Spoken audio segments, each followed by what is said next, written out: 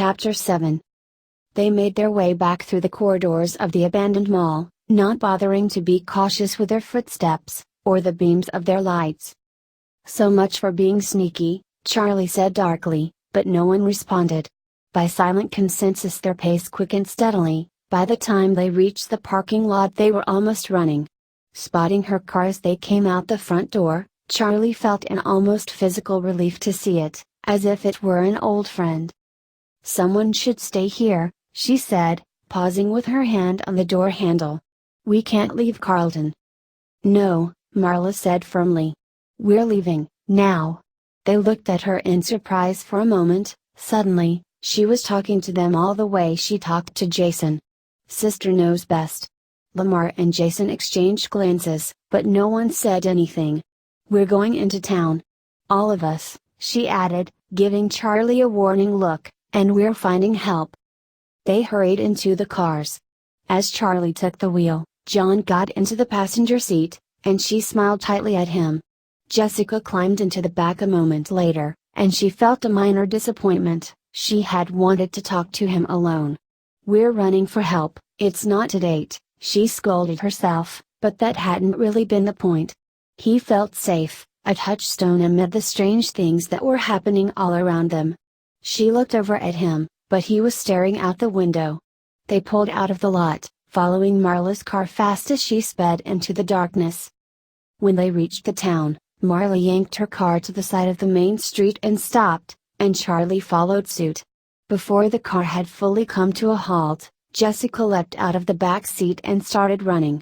Marla followed, just a step behind. They stopped in front of the movie theater, and only then did Charlie see that there was a cop in uniform beneath the marquee, leaning back against his black and white car. His eyes widened at the sight of the young women barreling toward him, and he took an involuntary step back as Marla started talking without pausing for breath. "Please, you've got to come," Marla was finishing as the others caught up. The cop looked a little bewildered. He had a shiny pink face, and his hair was so short it was entirely covered by his hat. He was young, maybe mid-20s, Charlie realized, and he was looking at them skeptically. "Is this an actual emergency?" he said. "You may not realize it, but pranks can get you in real trouble." Jessica rolled her eyes and stepped forward, closing the distance between them. "We're not playing a prank," she said crisply, and Charlie suddenly remembered how tall she was. "Our friend is trapped in that abandoned shopping mall, and it's your job to help us." "The shopping mall?" He seemed confused, then looked in the direction they had come from. "That shopping mall?" His eyes widened, then he frowned at them reproachfully, looking remarkably like a disappointed parent despite his youth. "What were you doing up there in the first place?" Charlie and Marla exchanged glances, but Jessica didn't blink. "Deal with us later. He's in danger, and you have to help us, officer." She leaned in and peered at his name tag. "Officer Dunn. Do you want me to go to the fire department?" Despite her fear, Charlie almost laughed.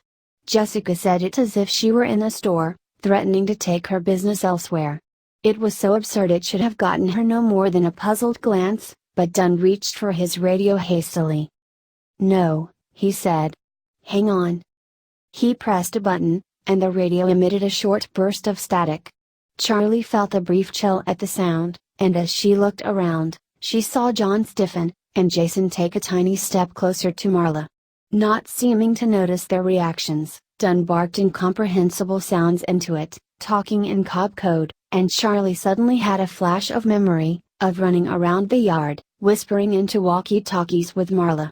They could never understand each other on the cheap toys her father had found in the drugstore bargains bin, but they didn't mind. Actual communication was never the point. "Charlie, come on!" Jessica shouted at her, and Charlie came back to herself. Everyone was heading toward the cars and piling back in.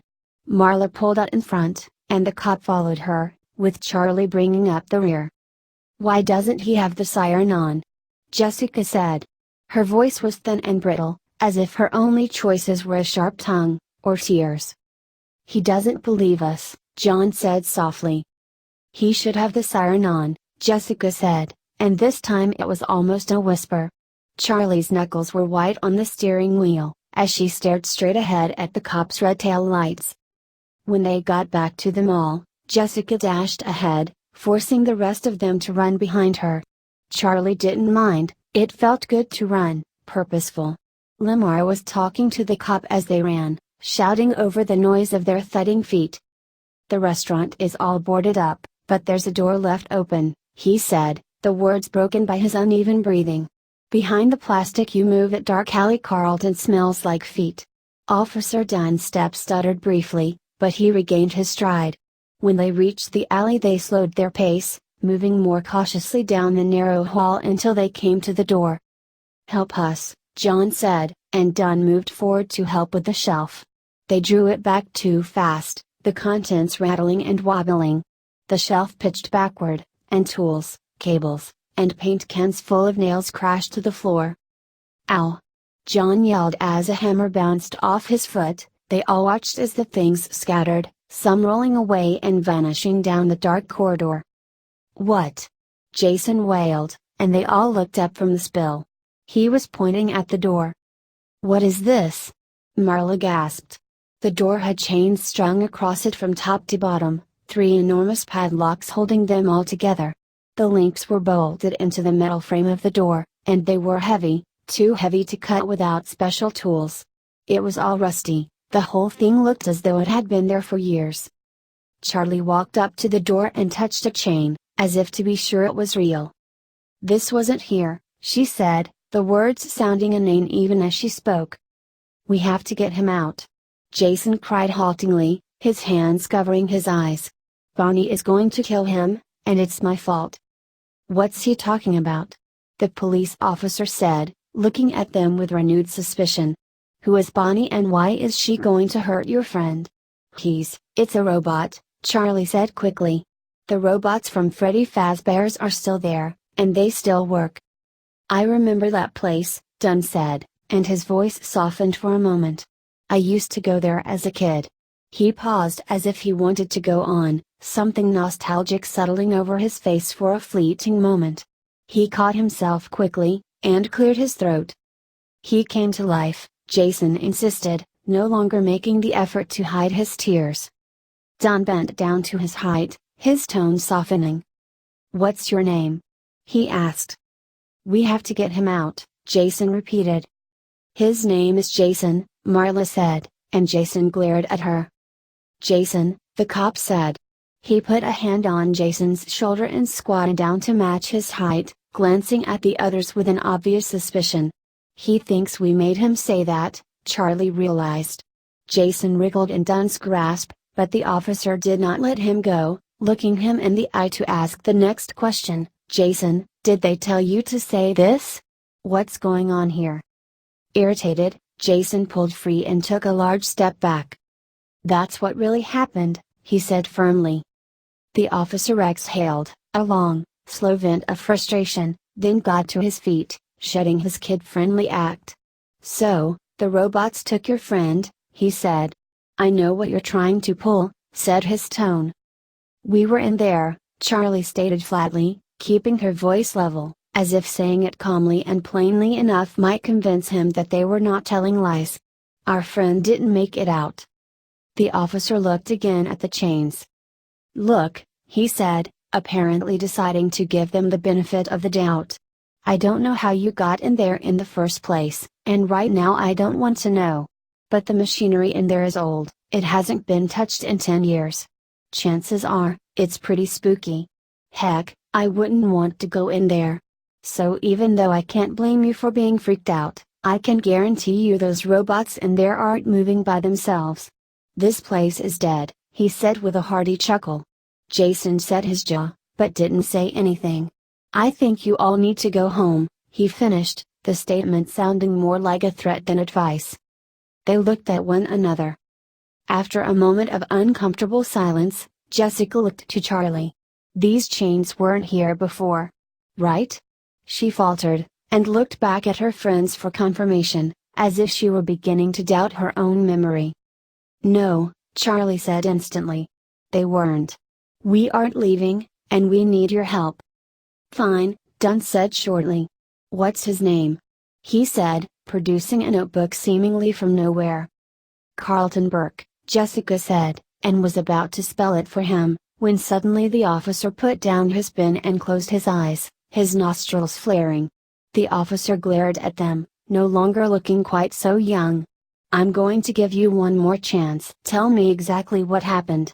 He spoke slowly, emphasizing the spaces between his words. He was in control again, no longer out of his depth, as if he suddenly understood everything.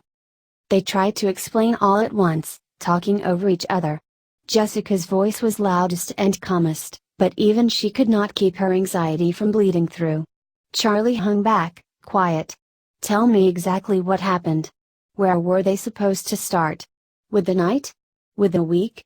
With Michael? With the first time her father picked up a circuit board?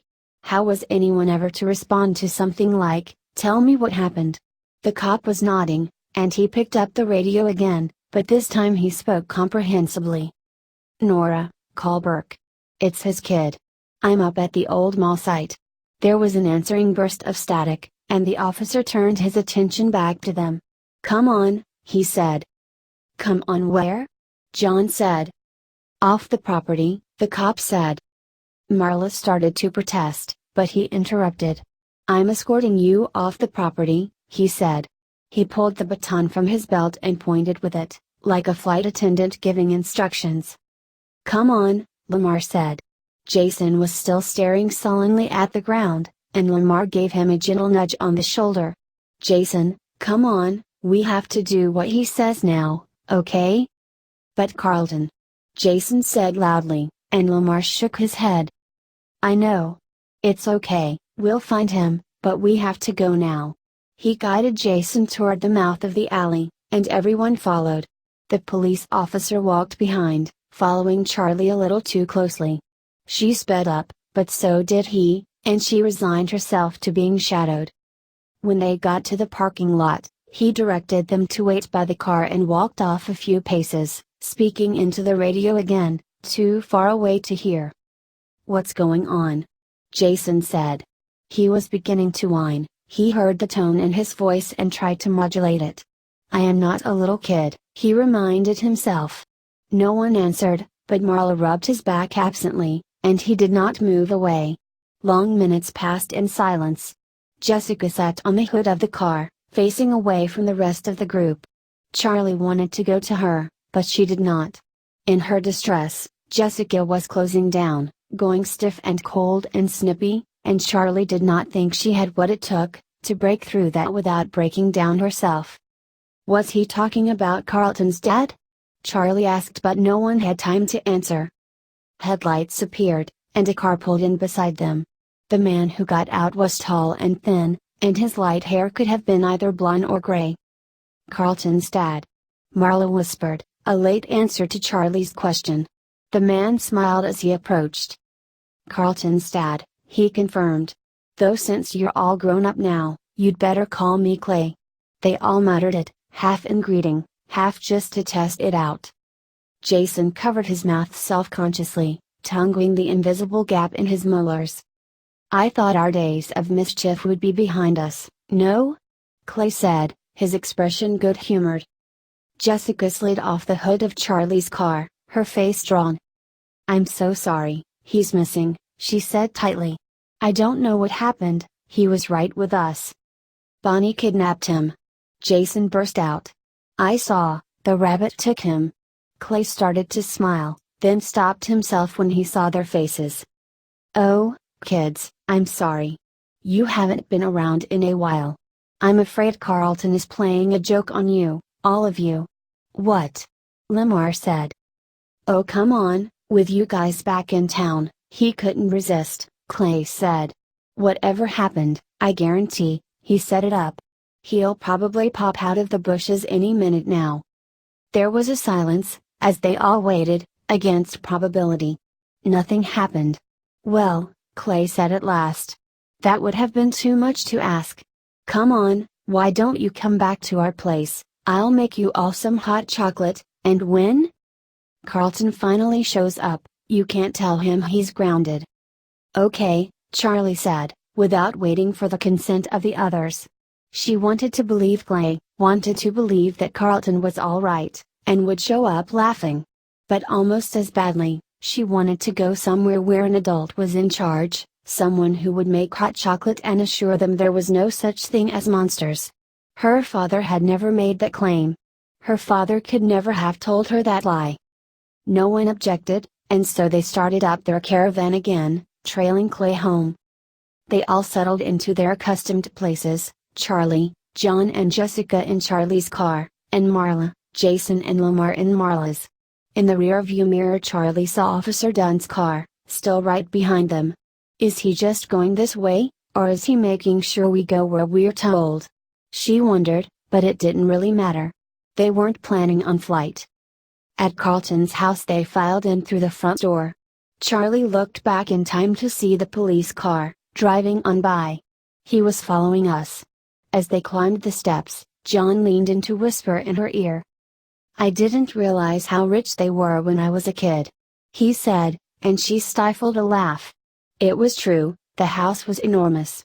It was 3 stories high, and it sprawled out into the woods that surrounded it, so wide that Charlie thought there must have been whole rooms where all you could see out the window were trees. Clay showed them to the living room, which looked well used, the furniture mismatched and the rugs dark and durable, the kind that were made to take stains. Carlton's mom, who you can call Betty now, is asleep, he said. The soundproofing is pretty good, just don't shout or crash around. They chorused promises, and he nodded, satisfied, and vanished through a doorway. They dispersed themselves over the furniture, sitting on couches and chairs. Charlie sat on the rug between Jessica's chair and Lamar's. She wanted them all to stay close together. John sat down beside her and gave a little smile. Did we get pranked? Marla asked. I guess, maybe. I'm sure what else would explain it, Jessica said listlessly, staring into the empty fireplace.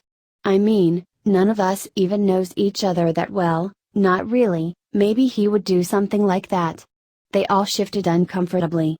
It was true, they had been behaving as if their time apart were just a little break, as if they could just fill each other in on what they had been up to, and then it would be just like it was.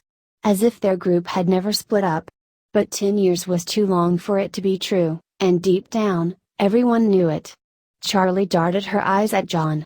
She felt a little embarrassed, but she could not have expressed why. Clay came back in, carrying a tray of steaming mugs, and a bag of little marshmallows. Here you are. He said jovially, hot chocolate for everyone, even me. He set the tray down on the coffee table and took a seat in a battered green armchair that seemed to fit him like a coat, as accustomed to his body as he was to its form. They reached forward and took the cups, only Jason reached for the marshmallows. Clay looked around from face to face. Look, he said.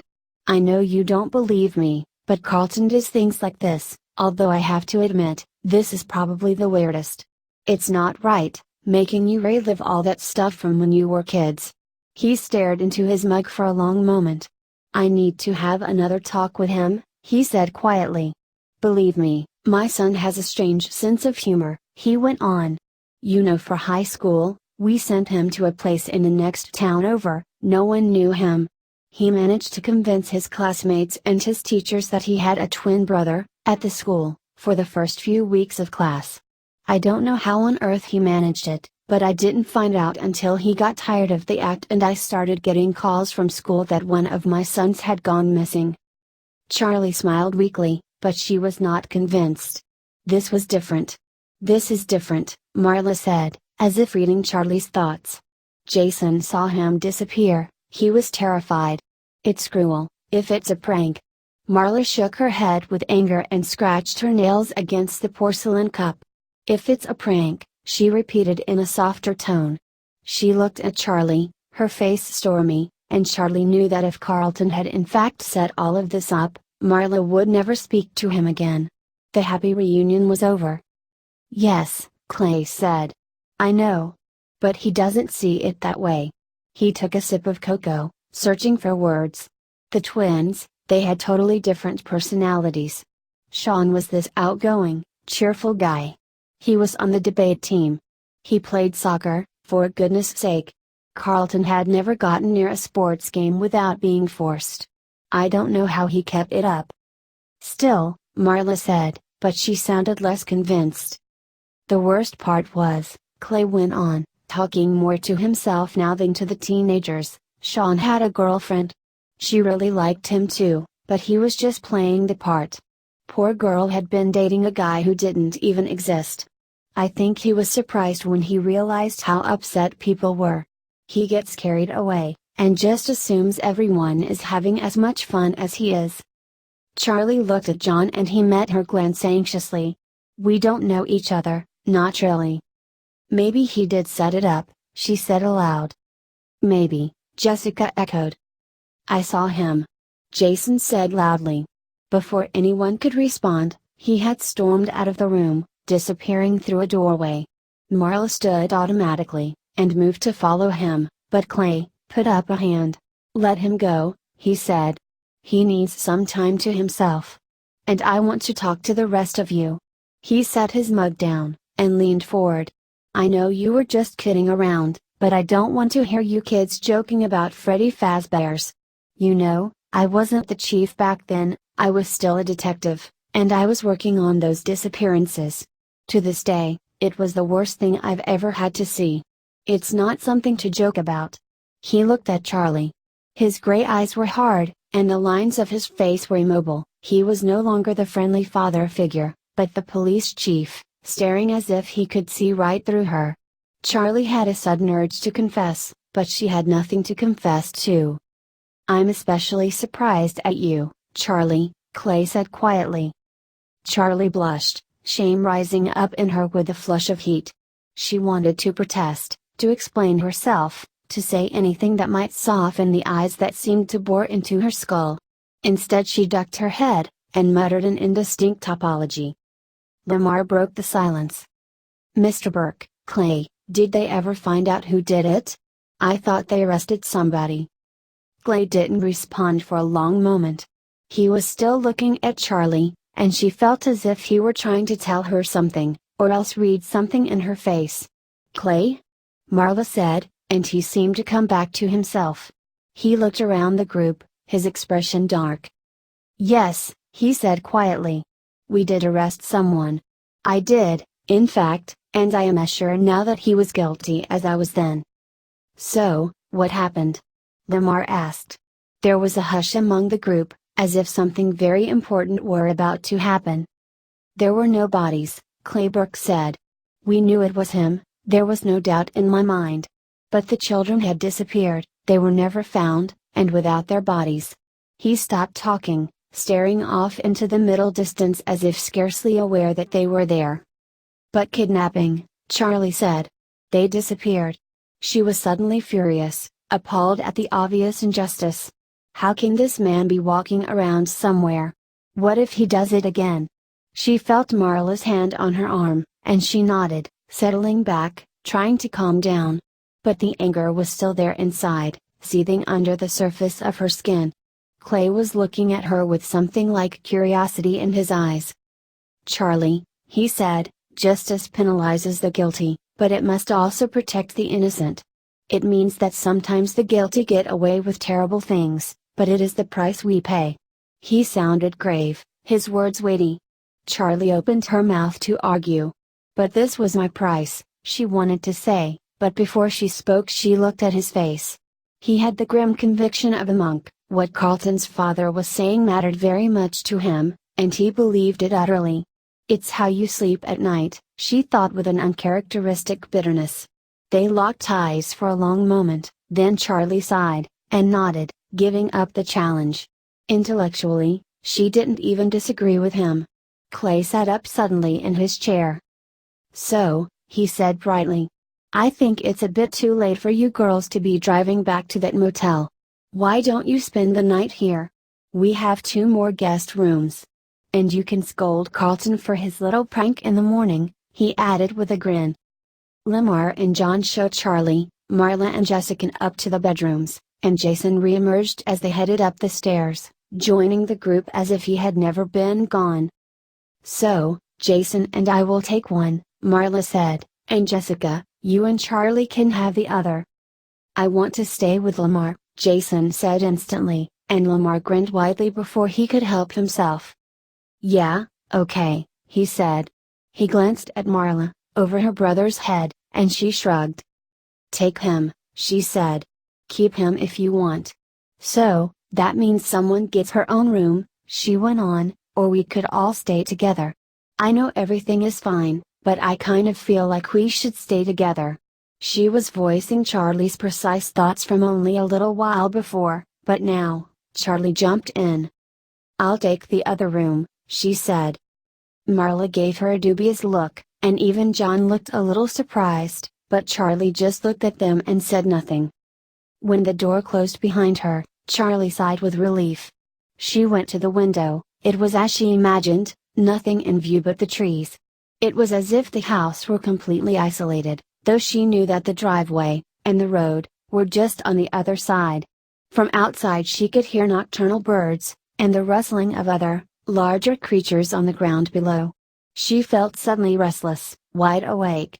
Looking out the window, she almost wanted to go outside, to slip into the woods, and see what they concealed. She looked at her watch.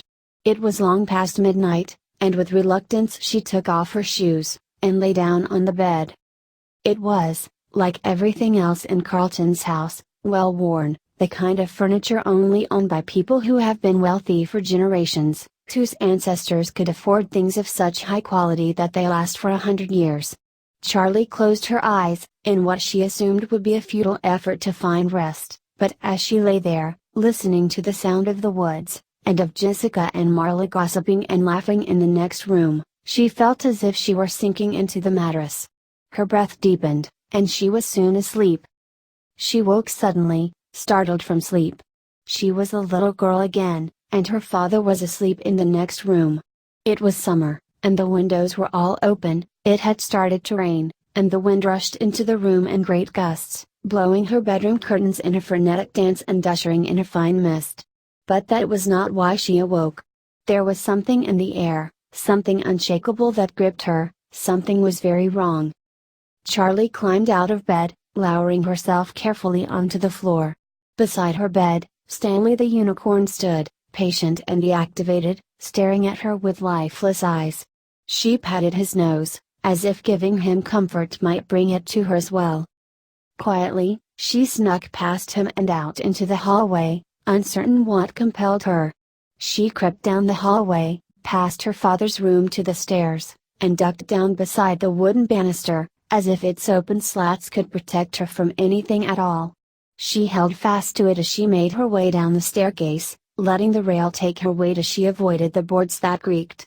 One by one she took the steps. It felt like ages, like years might pass before she reached the bottom, and when she arrived she might be an old woman, her whole life spun out in the descent of these stairs. At last Charlie reached the end of the stairs, and she looked down to see that she had changed. Her body was no longer small, nightgown clad and barefoot, but her teenage body, tall and strong, and fully clothed. When she straightened from her fearful crouch she stood taller than the banister, and she looked around at her childhood home, startled. "This is me," she thought. "Yes. This is now." Something banged in front of her. The front door was wide open and thudding irregularly against the wall, caught by the wind. The rain was whipping in, soaking the floor and lashing the coat rack that stood beside it, rocking it back and forth as if it weighed nothing at all. Leaves and small branches were scattered on the floor, ripped from the trees and swept in, but Charlie's eyes went to her old, familiar shoes, her favorites. They placed neatly beside the mat, black patent leather with straps, and she could see the rain pooling inside, ruining them. Charlie stood still for a moment, transfixed, too far for the rain to reach, but close enough for the haze to slowly wet her face. She ought to go to the door and close it. Instead, Charlie backed away slowly, not taking her eyes from the border of the storm. She took a step, then another, and her back hit something solid. She whirled around, startled, and saw it. It was the thing from her father's workshop, the terrible, twitching thing.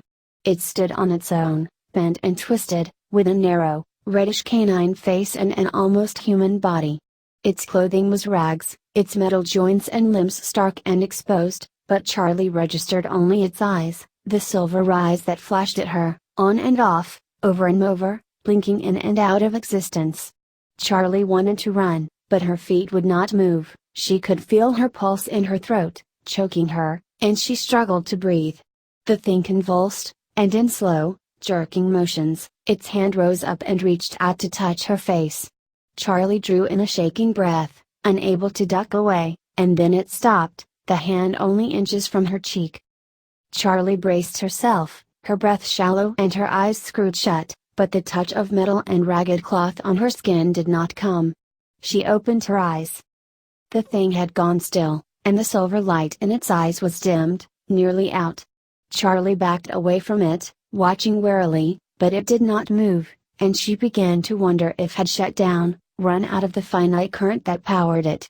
Its shoulders were hunched forward, hapless, and it stared dully past her as if it were lost. Charlie felt a sudden stab of sorrow for this creature, that same feeling of lonely kinship she felt in her father's workshop so many years ago. "Does it hurt?" she had asked. She was old enough now to know the answer. All at once, the thing lurched to life. Charlie felt her head go light as it took an awkward step toward her, hurtling its body forward as if it had only just learned to walk. Its head turned frantically from side to side and its arms jerked up and down with dangerous abandon. Something shattered. It was a lamp. The thing had knocked over a ceramic lamp, and the sound of it bursting on the wooden floor shook Charlie from her stupor. She turned and ran up the stairs, scrambling as fast as her legs would carry her to her father's door, too scared to even call out for him. As she clambered up the steps, some small part of her realized that they were too big, that she was nearly on all fours, tripping barefoot over the hem of her nightgown. She was a little girl again, she realized in a bursting moment of awareness, and then it was over, and being a little girl was the only thing she could remember. She tried again to scream for her father, but he was already there. She did not need to call him. He was standing in the hall, and she grabbed at his shirt tails as she crouched behind him. He put a hand on her shoulder, steadying her, and for the first time, her father's touch did not make Charlie feel that she was safe. Peeking out from behind his back, Charlie could see the thing's ears, then its face, as it climbed the stairs in its fitful, jerking steps. Her father stood calm, watching it, as it climbed the final stair, and then Charlie's father grasped her hand, and disentangled it, gently forcing her to let him go. He went forward to meet the thing in large, even strides, but as he reached out to it, Charlie could see that his hands were shaking. He touched the thing, put his hands on either side of its face for a long moment, as if he were caressing it, and its limbs stopped, head still moving gently from side to side. It looked almost bewildered, as if it, too, had awakened to something strange and frightening. Charlie's father did something she could not see, and the thing stopped moving, its head drooped, defeated, and its arms fell to its sides. Charlie backed up toward her room, feeling her way along the wall behind her, not daring to look away from the thing until she was safely behind her door. As she looked out one last time into the hallway, she could just barely see the glint from its eyes, cast down at the floor. Suddenly, the little silver lights flickered. The head did not move, but in a slow, calculated arc the eyes swung to meet Charlie's gaze. Charlie whimpered, but did not look away, and then the head snapped up with a crack like something breaking. Charlie startled out of sleep, an involuntary shudder running through her. She put a hand to her throat, feeling her heart beat there, too quick and too hard. She darted her eyes around the room, bewildered, putting together where she was one piece at a time. The bed. Not her own. The room. Dark, she was alone. The window. The woods outside. Carlton's house. Her breath slowed. The process had only taken seconds, but it disturbed her, to be so disoriented. She blinked, but the afterburn of those silver eyes was still with her, glowing behind her eyelids as if they had been real. Charlie stood and went to the window, thrust it open, and leaned out, desperate to breathe in the night air. Did that happen? The dream felt like memory, felt like something that had happened just moments ago, but that was the nature of dreams, wasn't it? They felt real, and then you woke up. She closed her eyes and tried to catch the thread, but it was too difficult to tell what was the dream and what was not. She shivered in the breeze, though it was not cold, and brought herself back inside. She looked at her watch.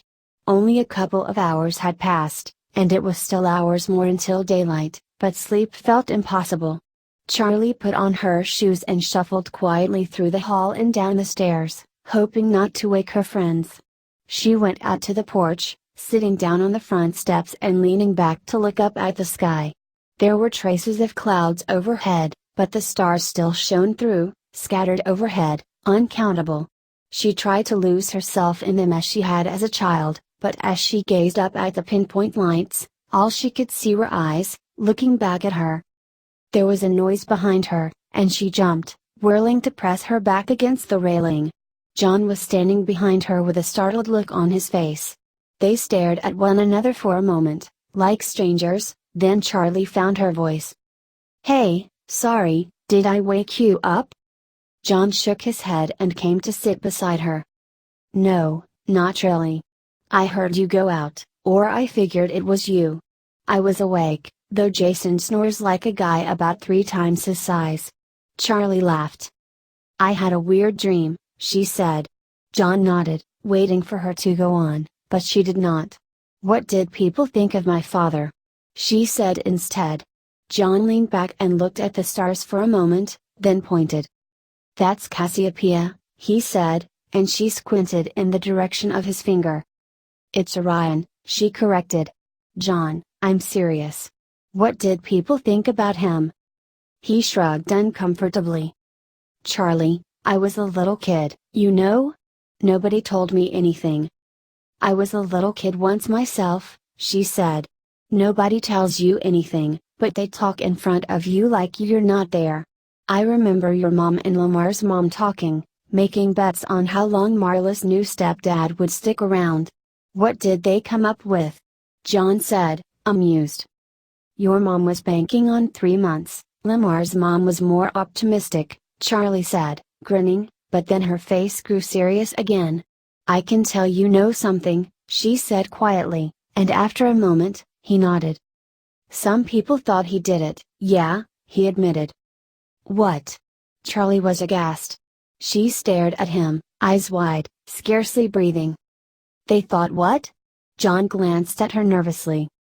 "I thought that's what you were asking," he said. Charlie shook her head. "Some people thought he did it." No, I meant what did they think of him, as a person? Did they think he was odd, or kind or? I didn't know." She trailed off, lost in the magnitude of this new truth. "People thought he did it. Of course they did. It was his restaurant. The first child to vanish was his child. In the absence of a confession or a conviction, who else would anyone think of?" Charlie shook her head again. "Charlie," John said hesitantly, "I'm sorry. I just assumed.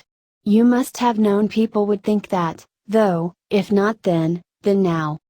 "Well, I didn't," she snapped, and felt a hollow satisfaction when he drew back, hurt. She took a deep breath. "I know it sounds obvious," she said in more even tones.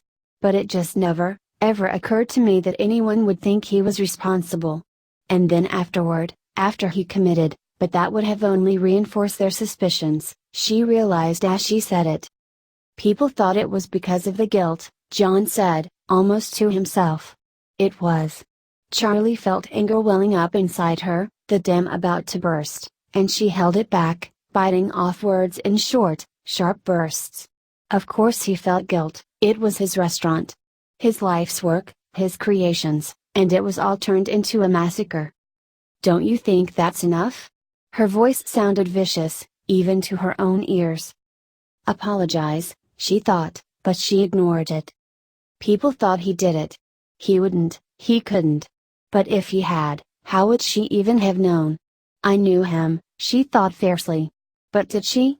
She loved him, trusted him, with the blind devotion of a 7-year-old girl, even now. She understood him with the knowing and not knowing that comes of being a child. When you focus on your parents as if they are the center of the earth, that thing on which your survival depends, and only later do you realize their flaws, their scars, and their weaknesses. Charlie had never had the dawning moments of realization, as she grew older, that her father was only human. She had never had the chance. To her he was still mythic, still larger than life, still the man who could deactivate the monsters. He was also the man who made them. How well did she really know him? The rage was gone, ebbed back to wherever it rose from, and she was empty of it, her insides dry and vacant. She closed her eyes and put a hand to her forehead. "I'm sorry," she said, and John touched her shoulder for a brief moment. "Don't be," he said. Charlie put her hands over her face. She did not feel like crying, but she didn't want him to see her face. She was thinking of things that were too new, too awful, to think in front of someone else. How would I have known if he did? Charlie? John cleared his throat, and repeated her name. "Charlie, you know he didn't do it, right? Mr. Burke said they knew who did and they had to let him go. He got away with it. Remember?" Charlie didn't move, but something like hope stirred inside her. "It wasn't him," John said again, and she looked up. Right. Right, of course it wasn't," she whispered. "Of course it wasn't him," she said at a normal pitch. "Of course not," he echoed. She nodded, bobbing her head up and down like she was gathering momentum. "I want to go back to the house one more time," she said. "I want you to come with me." "Of course," he said. She nodded again, then turned her face back up to the sky. Hey guys, what's going on? Thank you so much for watching today's episode. If you guys want to watch more like it, please subscribe to my channel and become part of the video game fanfiction plot. And please leave a comment down below and hit that like button. If you guys have any suggestions on any stories you guys want me to read, don't hesitate. They're always welcome here in the video game fanfic plot. That also goes for video games. Until next time, goodbye!